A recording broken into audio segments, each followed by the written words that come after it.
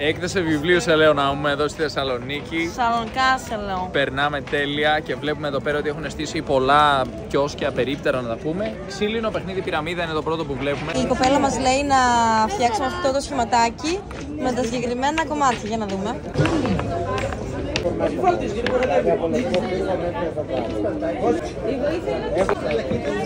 Ναι! Με αυτά τα δύο στο εσωτερικό τώρα θα φτιάξει μια μικρή πυραμιδούλα με στο σχήμα σου. Πολύ ωραία. Και με τα ίδια κομματάκια τώρα μπορεί πάλι να γίνει μια πυραμιδούλα με διαφορετική βάση. Αυτή θα είναι η νέα σου βάση που θα μετακινήσεις και με αυτά τα δύο που πάνω θα κάνεις πάλι την κορυφή της πυραμίδας.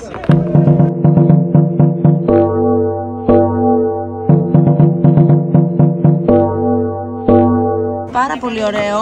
Εδώ ο Κωνσταντίνος ολοκληρώνει την τελευταία πρόκληση. Το παιχνίδι λέγεται η πυραμίδα. Τελευταία μέρα είναι η έκθεση βιβλίου εδώ και έχει πάρα πολλά βιβλία.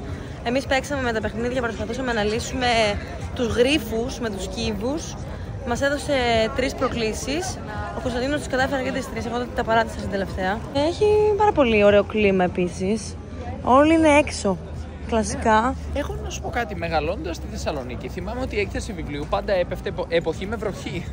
Θυμάμαι να μου λένε έκθεση βιβλίου θα βρέχει σίγουρα. Μήπως ήταν Σεπτέμβριο παλιά. Ήταν ένα αστείο τέλος πάντων. Δεν ξέρω αν έχει αλλάξει η εποχή από τότε. Πάνε και χρόνια που λείπουμε, να πω την αλήθεια. Δηλαδή, εντάξει, 10 χρόνια εκτός είμαστε. Εν τω μεταξύ, είναι η μόνη έκθεση βιβλίου που έχω πετύχει τα τελευταία 10 χρόνια. Παρένθεση. Βάλανε ποδηλατόδρομο.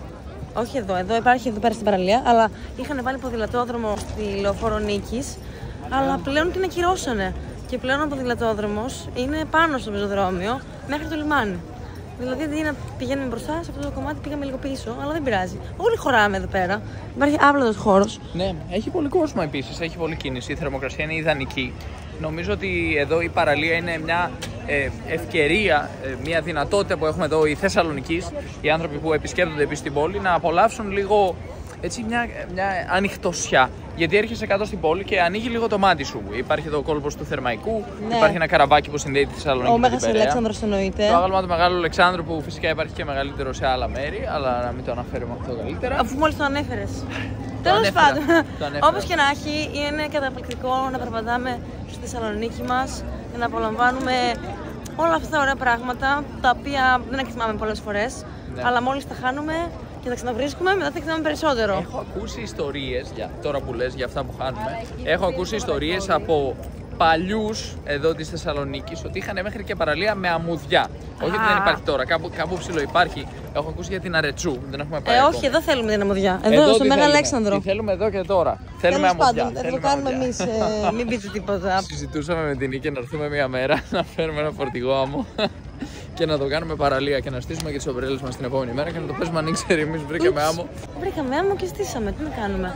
Και αυτά είναι δίγλωσσα παιδικά βιβλία. Εννοείται πως υπάρχουν πάντα καλαμπόκια εδώ στην παραλία Θεσσαλονίκης. Και βλέπω και μαλλί της γριάς. Δηλαδή φεύγοντας από την έκθεση βιβλίου, φτάνοντας προς το καραβάκι θα δούμε και θα μυρίσουμε τις καταπληκτικές μυρωδιές των γλυκών και του καλαμποκιού. Εγώ με το καλαμποκιού περισσότερο να πω την αλήθεια. Το μαλλί της γριάς, και μόνο που το λες, μαλλί της γριάς, δεν σου ανοίγει πολύ την όρεξη. Στα πορτογαλικά το λένε βαμβακάρα. Έτσι δεν είναι, ναι, εντάξει, όπως το βλέπει ο καθένας. Φτάσαμε και πάλι στο καραβάκι. Ο Λευκός Πύργος είναι το σήμα κατά τεθέν και κάρτη ποστάλ της πόλης. Όλοι έρχονται εδώ για να συναντηθούν με τους φίλους τους και να αρχίσουν τις βόλτες τους επί της παραλίας. Είναι ένα υπέροχο μέρος και έχει γρασίδια, έχει πεζούλια, θα έχει όλα.